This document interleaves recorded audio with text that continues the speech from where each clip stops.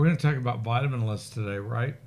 Yeah. I think we may be we may be live on Facebook as well right now. So we're live on Facebook. Yep, Hey, we're live Dan. everywhere. This is Dan Purser, Dr. Dan Purser, MD. Not that anyone cares, but this is Jared Larkin, my stepson, who's in his 4th year of medical school. He's did everything I told him to do and got right into school. And there's a way to do it that's almost foolproof, and Jared did it. He also is a really good dancer. Is that right? Sure.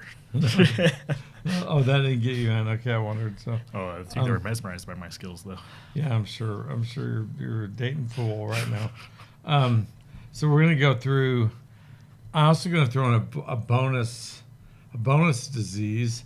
We're gonna go through 10 diseases and their top vitamin deficiencies. I think these vitamin deficiencies probably cause most of the disease, if not all the disease. So we'll dig right into that. Jackson's over there. Jackson, are you gonna play the? No, you're not playing the theme song? What? No, I'm not set up for everything. People will so complain about not hearing the theme This song. isn't a full live, so it's okay. This is a quickie live, right? Yeah. Okay, quickie live. So Jared's going to ask me the questions. Mm-hmm. I'm going to give him the answers.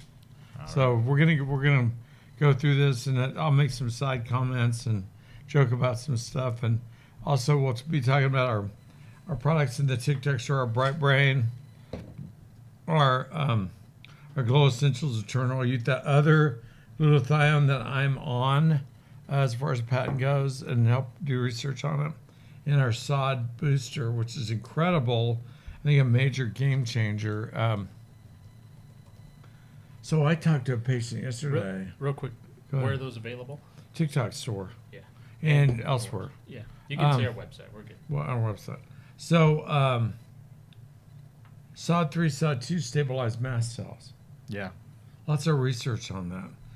I'm not going to say what you can treat with this because we haven't done any FDA studies, so we can't make any claims. But there's lots of literature, hundreds and hundreds of articles about SOD2 and SOD3 stabilizing mast cells. That's not in the list. I just thought I'd mention that because that's pretty exciting. I talked to a long-term patient of mine yesterday that had really good results, really excellent results with her condition that involves mast cells. And I'm not going to say what she was using to deal with that, but you can guess. And our Bright Brain is now out, and it's similar to our brain support, but with 3 or 4 additional things in it. I'll help with your brain, and we kept it the same price. So it was already expensive to make. Now it's super expensive to make. We kept that the same price. So, okay. So just throw that out there. Go to our TikTok store and look at all those. Okay, go ahead, Jared. All right. Start with question number 1. All right. So, what are the top 3 intracellular vitamin deficiencies associated with women's hair loss? Zinc. You can go to. You could go to. Move that mic closer there, cowboy. We're good. Zinc, choline, and biotin.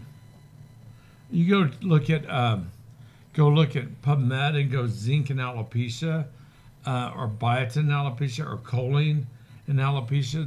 They also, for some reason, they have tons of pictures on that. It's frightening. And women just losing hair right and left. Oh, yeah. But the number one cause of women's hair loss, 99.9% of the time, is our vitamin deficiencies. And most alopecia is caused by vitamin deficiencies. This newer, more sensitive test is a lot more accurate for that. So the CMA we do is just a lot better for nailing that. Okay, question number 2. Cool.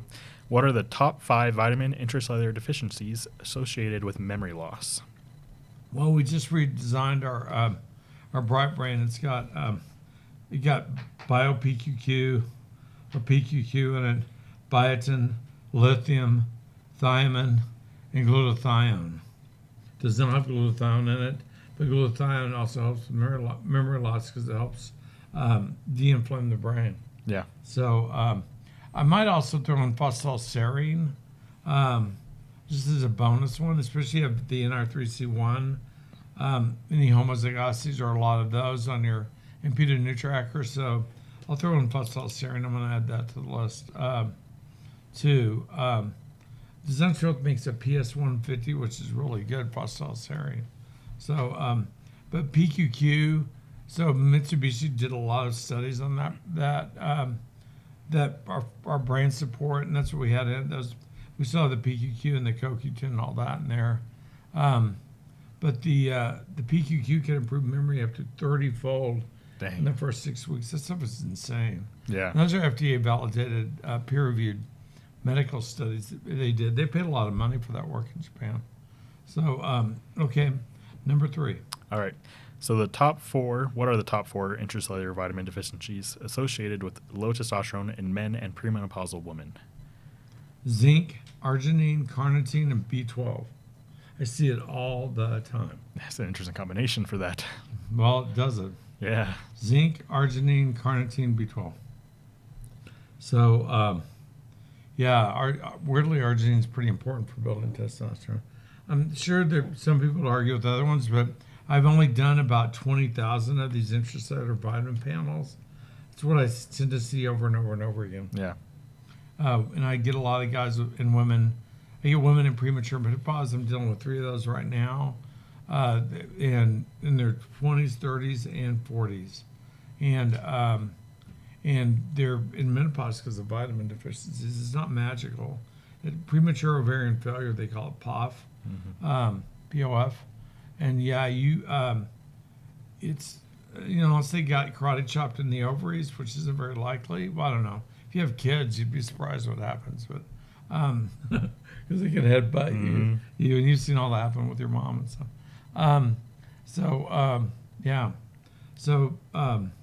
Zinc, arginine, carnitine, B12, ZACB, ZACBE, ZACB, Yep.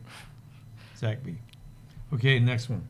All right. So what are the top 5 intracellular vitamin deficiencies associated with and cause fibromyalgia symptoms? We've done so much research on fibromyalgia.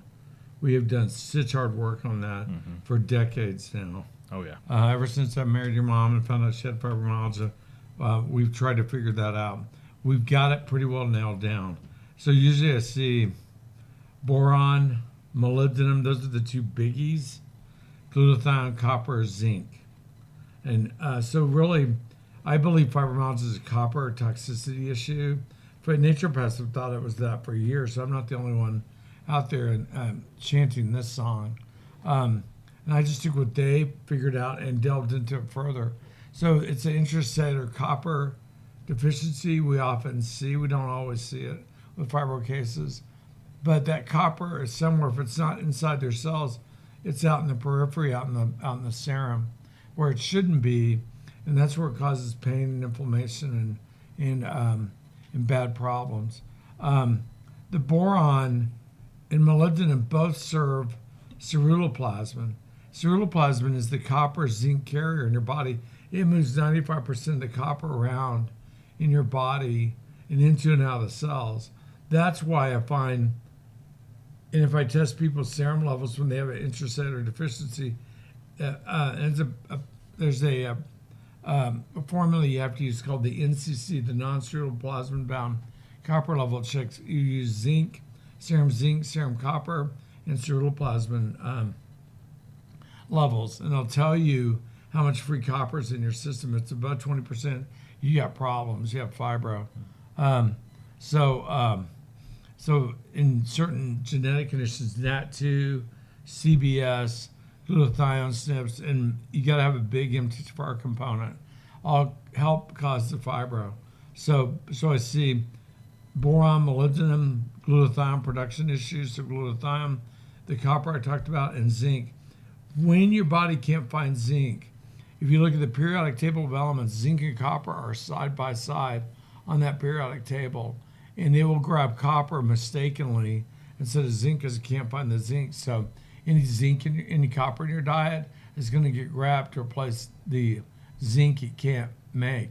Zinc is a really healthy substance, and copper in trace amounts you need a little, but not, you don't need tons of it. In the American diet, with all the things it has in it, with arugula, kale, nuts, peanut butter, avocados, potatoes, all that, they're all super high in copper. You Yeah. know this Oh yeah. because you have the genetics for it too. Yeah, I don't nearly have as bad as some of my siblings, but yeah, I feel it when I eat those foods. Yeah. So, and I get a lot of patients with just a more on molybdenum deficiency, and you can tell they've had it for years, and they have fibro. Yeah. Yeah, and they hate it when I say, "You have fibro." No one wants that diagnosis. No. I'm like, okay, we won't call it that. I tell them, we'll just call it a copper problem, but it's going to go away. Mm-hmm. So, okay, next one. All right. So, what are the top 3 intracellular vitamin deficiencies that cause low thyroid production or hypothyroidism? Most of the people out there know this is zinc, selenium, and iodine. If you're low on any of those, you're not going to make thyroid properly. I get a lot of pseudo hypothyroid cases that where patients were put on thyroid 5 years ago, 6 years ago, and when they do an intracellular, one of the CMAs and antioxidant panels on them, they'll be super low in zinc or super low in selenium or super low in iodine or maybe all 3. No wonder they can't make thyroid. Yeah. It also will affect some of those zinc and selenium will affect insulin receptor function too. Yeah. So they'll be hypothyroid and look like they're trying to be diabetic, type 2 diabetics. Yeah, it's a bad combo to have. It is a bad combo. Okay, number 6. All right. So, what are the top 5 intracellular vitamin deficiencies that cause insulin resistance? Zinc, B12, chromium, selenium, and omega-3s, EPA and DHA. I see it all the time. Mm-hmm. And so you can often fix the insulin receptor dysfunction. Insulin receptor dysfunction is also called insulin resistance. And even when I spoke to large groups of physicians, most of them don't realize, well, I actually haven't found one that realizes, even among 5,000 physicians, at least they didn't answer, what insulin resistance really is. Yeah, it's just a term we throw around. Yeah. Yeah. Did they ever explain it to you? Not The medical school? Not really. It's just something that they say. It's insulin receptor dysfunction due to vitamin deficiencies, but hardly anyone knows what they are. But I'm telling you, zinc, B12, chromium, selenium, omega-3, EPA, and the DHA. Yeah. You got to think of them like little Mercedes engines, or maybe little. I'm not driving a Nissan right now because my Mercedes is in the shop. My old Mercedes, 21 years old now. It's in the shop, but that little engine that purrs along on the freeway or whatever, if it starts misfiring, it could be a zinc deficiency or a selenium or chromium or B12 or any of those could do it. Or lack of oil, the omegas, and you'll have a messed up engine. Yeah. And then you'll become insulin resistant. They usually just say it's because you have so much insulin, the receptors just stop working. But no, there's a lot more going on under the surface for that. Yeah, you have so much insulin because your insulin receptors not working. Yeah. Your pancreas trying to make up for it. Exactly. Trying to push more through. Okay, number 7. Perfect. So, what are the top 5 intracellular vitamin deficiencies associated with POTS syndrome?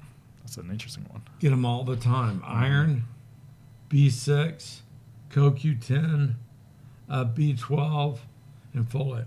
Yeah. B6 is pyridoxine. Causes dizziness if you're super low on it. I've saw 2 cases today of pyridoxine deficiency. That's cool. They're both dizzy, and I thought they had iron deficiencies. They did not, but iron deficiency, B6, B12, folate, and CoQ10 could all. Yeah, those all could do that. They could all do that. They all make you lightheaded if you're low enough. Oh, yeah. So and give you blood pressure problems and everything else. Yeah. So okay, number 8. Cool. What are the top 5 intracellular deficiencies that can cause migraines? You guys, you need to listen. This is probably the biggest thing we're going to talk about today. Boron, molybdenum, zinc, B12, glutathione, the same as fibro. The last 204 out of 205 patients, I've seen one did not have this problem. That have really severe daily migraines or migraines. It's a copper toxicity issue. They really have fibro, but it's just showing up as migraines. They have daily, severely, scale of 1 to 10, 10s every day. They live in hell. It's a copper toxicity issue. Back to the boron, molybdenum, zinc, B12, and glutathione that we talked about with fibro. Yeah. So try a low copper diet if you have constant daily migraines. Big tip, you need to listen to me because I'd say there's probably 99% chance this might work. Well, maybe 98. I don't know. I've only done a limited 200 patients, so what do I know? But and then try carefully. We have that copper balance. What are we going to call that next? Fibro booster. Just change that name right up. Fibro boost. I like copper balance, but yeah, we're adding more to it, didn't we? We modified it quite a bit. Yes. You'll finally get to plus it up a little more. Mm-hmm. Yeah. We actually have a patent on that. Anyway, boron, molybdenum, zinc, B12, glutathione. You don't need to do that. You can do those separately. You got to use the right glutathione. Glutathione is what the ceruloplasmin uses to grab things, to move the copper and zinc around. So it needs to grab that. Grab them, and the sticky and the smelly end of the glutathione is what it uses. Yeah. And so it helps move your copper and zinc and tune out your cells appropriately. So what is there to try? If you've got daily chronic migraines, it can't hurt at all to try that low copper diet. Go to the End Fibromyalgia with Natural Options Facebook page. Join it, download it. That's my page. Lois Schweigert runs it for us. Download that low copper diet. Go through it with a fine-tooth comb. Try and cut out all those foods you can. Get rid of copper in your foods and in your vitamins and everything. And then try adding either the copper balance or boron, molybdenum. You get Mozyme for the molybdenum. Look for that Mozyme, Mozyme, on TikTok or wherever it is. I don't know where it is, but you know where it is. Zinc, 50 milligrams. B12. I do probably a hydroxy B12 and glutathione. Yep, you're going to be stuck using our bars or our new Glow Essentials Eternal Youth. This is the other one I have a patent on, like I said, from when I was doing that work down in Southern California. I don't have the patent on. I'm just in the patent somewhere. My name's like number somewhere. Anyway, it's in there. It's on there. I saw it once. Yeah, it's really way down there. Okay, and try it. And within 2 or 3 months, when you have no more headaches, you can thank me. Give me a Google review, do something. Yeah. Yeah. No, it's interesting because so many people Give me suffer a with TikTok those. review. Is there a TikTok review? No. thing? Is there? I don't think so. There's product reviews of the products, but no, not of the page. Just if you like the page, yeah, Just comment leave a on like it. for the page, yeah. Yeah, So what do we call it? Fibro Booster. It'll be in our TikTok store eventually, yeah, eventually. yeah.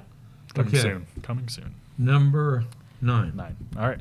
So what are the top 5 intracellular vitamin deficiencies that you see causing osteoporosis? These should all be dealt with the minute you get the diagnosis of osteoporosis.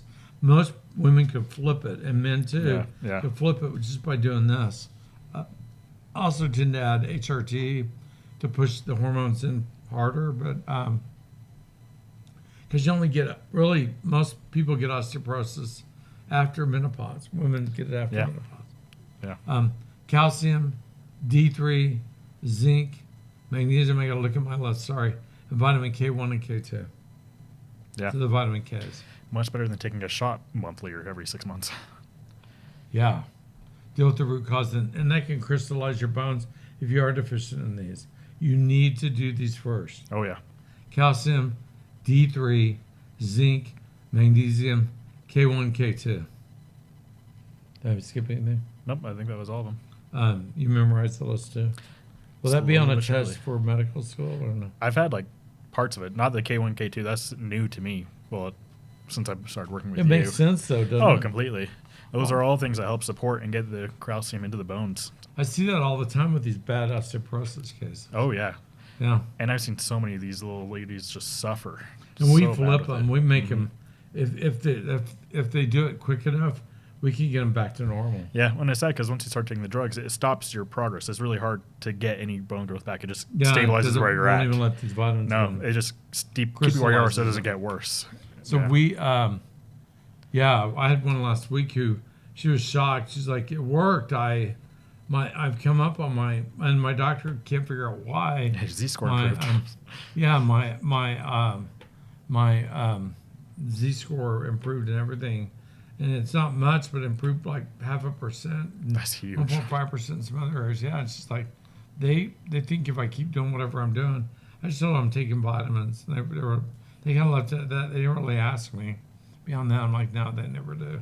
So, yeah, you can pin those vitamins right down with osteo. Oh yeah, it's such a simple thing. I'm surprised like that's not mainstream.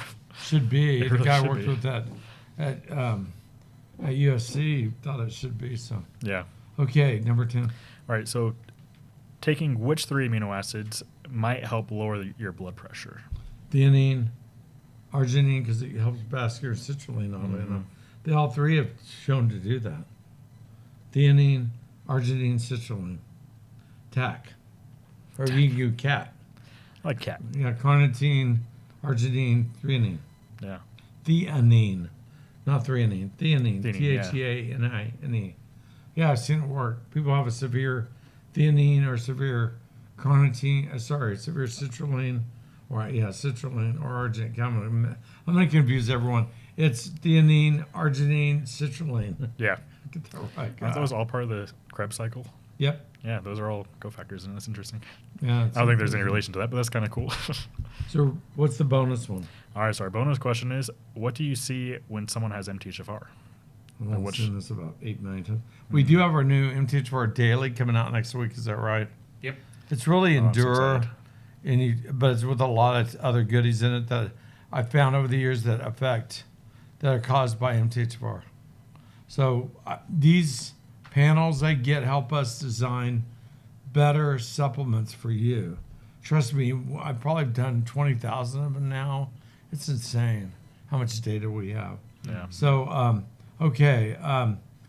B12, folate, of course, B6, which surprises everyone probably, but that's pyridoxine again, glutamine and glutathione. Yeah. Because if you're homozygous C677T or A1298C or you're compound heterozygous, meaning one of each, you'll shut down your glutathione production. Oh, yeah. And just energy and everything in general. Yeah, you get really tired. Oh, yeah. Yeah. I occasionally see methionine issues too.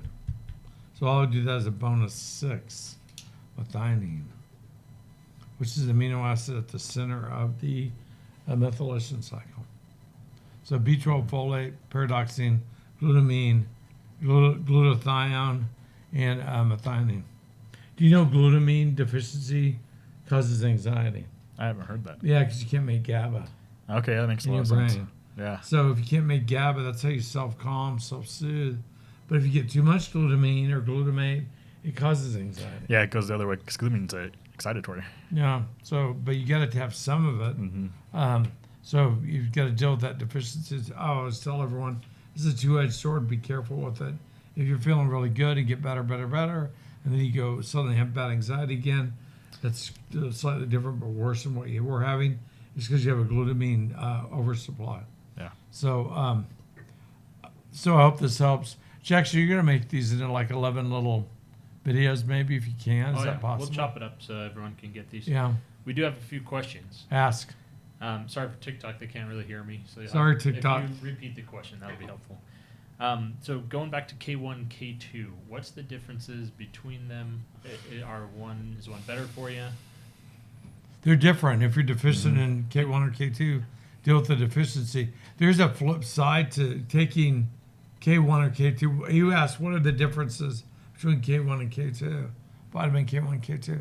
K1 and K2, if you take it and you start bruising, you have a genetic condition called F10. Sorry, hang on. F10 is a bleeding disorder. And if you take oral K1 or K2, you can start bruising all over, and it's real obvious. Or your periods get nuts all of a sudden. So I always tell patients immediately to watch for that and stop their K1 or K2. Yeah, and be careful with it on blood thinners, especially warfarin. Yeah, exactly. Thank you, for adding that. Yeah, I'm really careful. I think vitamin K1 is the one that inhibits warfarin, but K2 is usually safe. Yeah. I believe that's correct. I need I've to seen double a check lot more myself. bleeding on K2, though. Is it K2? I might have I'm them stopping backwards. it all the time. Yeah, it's usually, if you have a warfarin, just don't take vitamin K. I'm not saying all the time. I bet I get one a month. Yeah, that's pretty often still. For many people I see. Okay, Yeah. Jackson, next question. Is Hashimoto hyper or hypothyroidism? Hashimoto's. Neither. Yeah. It's not hypo related. Maybe for a while, but eventually it goes to hypo. That's right, because it has the reflex. Yeah. Yeah. So the key with Hashimoto's is you got to give them thyroid. We deal with this all the time down there, and I deal with it all the time up here. You got to treat them appropriately, but it's how they feel. Really critical. You got to use your clinical judgment. You can't go off the labs necessarily because they're going to be inaccurate because the antibodies are going to affect both the receptor sites and possibly the way the thyroid's taken in, obviously. Yeah.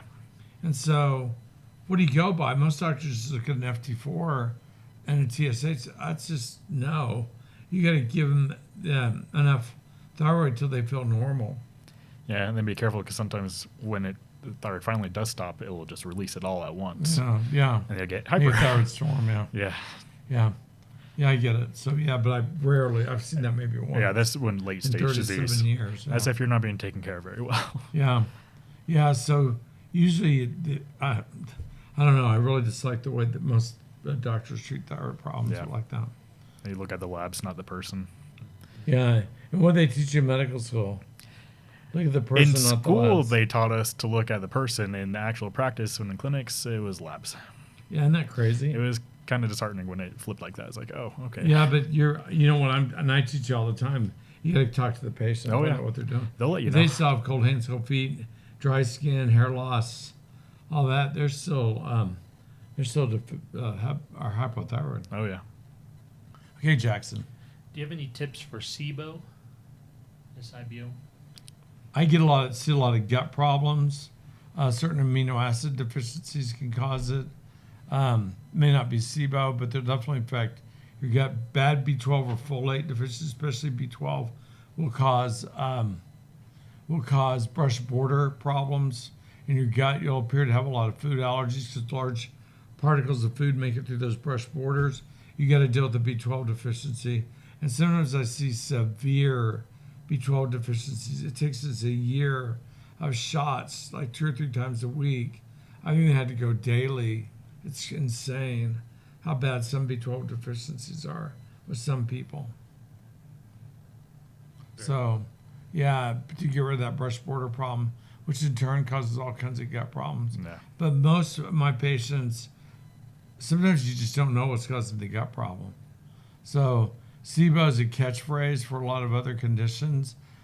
Man, first thing, straighten out your vitamins, get right with that, and then you can attack the SIBO with probiotics Could be, and maybe antibiotics. could be related to like an intrinsic factor problem where they're not absorbing. Yeah, I see intrinsic factor issues, not often, but I'd say 2 or 3 a quarter. That'd be interesting. It's about yeah. 1 a month. Yeah.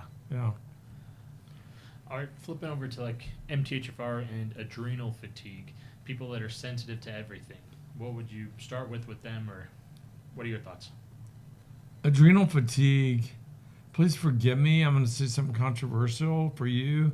Adrenal fatigue, you could just have a low adrenal output due to vitamin deficiencies, or the fatigue you have may not be adrenal at all. It may just be from the vitamin deficiencies. The only adrenal fatigue I've ever seen is when someone has hypocortisolism and due to vitamin deficiencies usually. But there are other reasons you get hypocortisolism. So don't throw that phrase around readily. It's taken with a grain of salt on my end. But so if someone's really sensitive and they overmethylate at the touch of anything, I'll usually put them on hydroxy, B12, and folinic acid.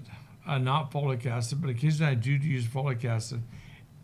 It's controversial because you guys have been given a lot of misinformation.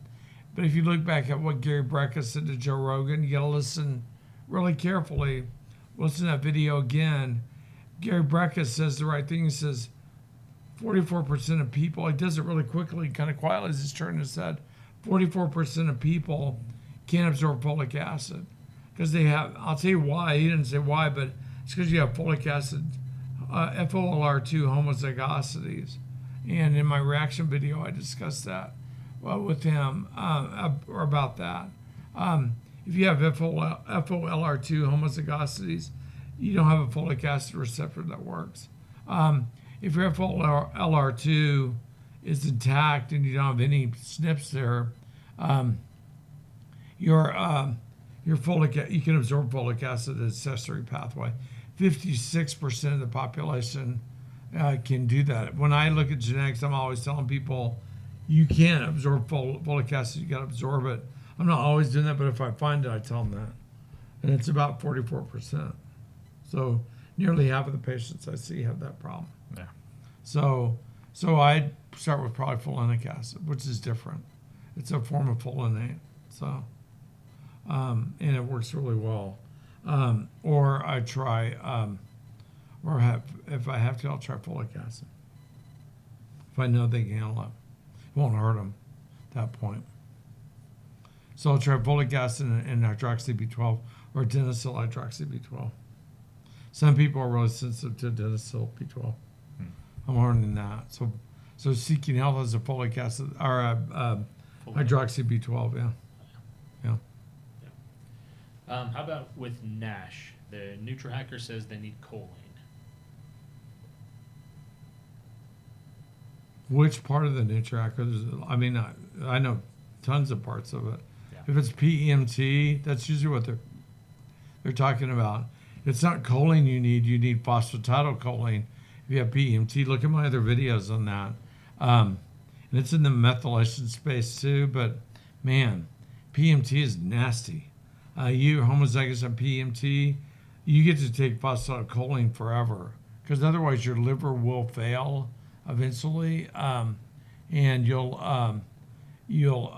also get type 2 diabetes usually, and obesity usually, not always, and you have other genetics to offset some of this, and you get gallbladder disease. So with PEMT is nasty. So yeah, and it's not necessarily choline, but phosphatidylcholine they need. And I put tons of people on phosphatidylcholine that have that condition, and they have NAFLD, non-alcoholic fatty liver disease. They even have NASH. Some of them are in liver failure, and we get them back out of it. So This person said they were yellow on PEMT for that, if that helps. they're heterozygous. Yeah. Yeah, so you can still take. I like the you can go to our page. We'll probably put it up somewhere, but I like the phosphatidylcholine. It's a liquid gel from Design Health. A bottle of it, they sell you 180 at a time in that bottle, and that's what I take. And that's 6 months worth of your PEMT. It's crazy, but if you're only heterozygous, take it maybe 2 a week or 3 a week. You don't need it every day. I will shout out the Bright Brain that has citicoline in it, which It is does. the precursor to phosphatidylcholine. Yeah. So just Shouldn't it be but you and I have had this debate about phosphatidylserine. Should be in here, but we'll do that another day, another time. Okay, so I've had someone asking about they have a lot of sensitivities to supplements and food, things specifically with folate and B2 in it. What would your first recommendation be to them? Folinic acid. Maybe folic acid if they follow T receptors. Back to that argument. B2, it's according to what supplements bugging them. It could be the filler, it could be the capsule. You can't live without B2, so clearly they need B2.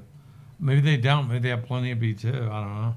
Yeah. I don't want to see an intracellular vitamin panel on them first. Yeah, definitely. For most things, that's what you would recommend first. Get an intracellular micronutrient test and see where Right. you're at. Right. It looks at, it looks at 100 different vitamins, minerals if you do all of it.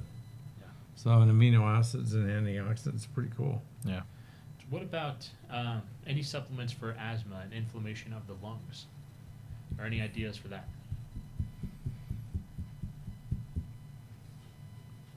No. Glutathione, maybe.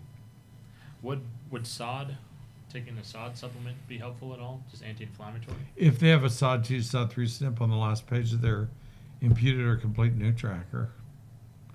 If you have SOD2, SOD3 SNPs, if you're SOD3 homozygous, you've never had SOD3 in your body. If you're double SOD2 homozygous, you've never had SOD2. If you have all 6 of them, you've never had SOD2 or SOD3. You live in a world of inflammation, and you have since you were born. And so the quicker you figure that out, the better it gets. Because if you're that absolute, it is a massive game changer to take the SOD2, SOD2 and SOD3 and replace what you're not making. It's like giving someone with diabetes insulin that's never made it. It's really weird. Where can they get sod? SOD booster, we have the biggest dose, massive dose. And here's probably just about right. In our new SOD booster we developed, it's highly, how many units does it have in it? And don't- 2,500 a dose. Yeah, massive compared to everyone else. Got like, I think the next one was 140. Are you kidding me? So we're 20 times more, and you feel it. You'll feel it, and you can take up to 4 capsules a day. I even tried 8 for a while to see what it did. It's really anti-inflammatory, and I'm only partially gone on SOD2, SOD3. Yeah. Oh, someone says they're planning a consultation with you and hope that they can still see you even though they're in Spain. Yeah, Yeah, it's We really can do cool that now. for our international patients, and this testing is international as well in a lot of countries. yeah, yeah. I've had patients in Spain before, Japan, Australia, Singapore, Saudi Arabia. Yeah, Saudi Arabia is a little further than Spain. Let's see, Qatar, I think it's called, Dubai. Yeah,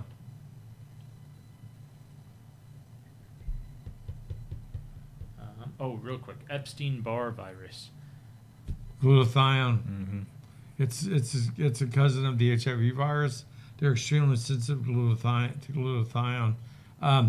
EBV shuts down, just like HIV and just like hepatitis A, B, C, D, E, and F does. In the herpes simplex virus or herpes shingles and herpes type 1 and 2 really viruses, they all shut down your ability to make glutathione. They all do it weirdly differently. Usually it's to reduce glutathione or to manufacture it, either way. And so you got to take a lot of glutathione to resolve those. Yeah. But it will resolve it. Oh, yeah, it will. We had that patient in a coma at Utah Valley Regional Medical Center. It's a level 4 hospital nurse from EBV. We see it occasionally, comas from EBV and other neurological conditions from these viruses. And they found out about a glutathione. We went over and they used it in the ICU, and the kid woke up. 24 hours later, he's awake. They kept spraying it on his skin. Family did. The family knew me, and they were pretty wealthy and had some pull, and so the ICU let him do it, and the kid woke up. Is their grandson. So Crazy. from EBV, that's nuts. Yeah. Yeah. What about for progesterone and estrogen? You mean, do I see vitamin deficiencies for that? Or what do you suggest for patients that do have low progesterone or First, deal with your vitamin deficiencies if you're young, Mm-hmm. and get your ovaries working correctly. They can go hungry too. If you're postmenopausal, it's another issue, and there's a lot of different ways to cover that according to where you're at. Yeah. I mean, it's nice too. We can announce a product that's coming. It's in the works as well. A topical progesterone serum we're working on. Yeah, it's going to be ours. Mm-hmm. Yeah, I finally got to design it the way I wanted it. Yeah, a physician designed version. That's on its way. Pretty cool. It will be beyond nuclear. Mm-hmm. Yeah, like we've done with everything else. Bigger, better, faster, brighter, nicer. Okay, I better get to my patients. Yeah, we got to wrap this up. Oh, yeah, I'm way late for my patients. I didn't know how long we're supposed to go. I'm sorry, Does Jared 20 have minutes. anything else to share? Nothing off the top of my head. Sorry Yeah. for my patients. If you're watching this, I should be talking to you. Holy crap. Okay. Yeah. Anything else you want to say? Goodbye to them? No, okay, I love you guys. Thank you for watching. Ciao.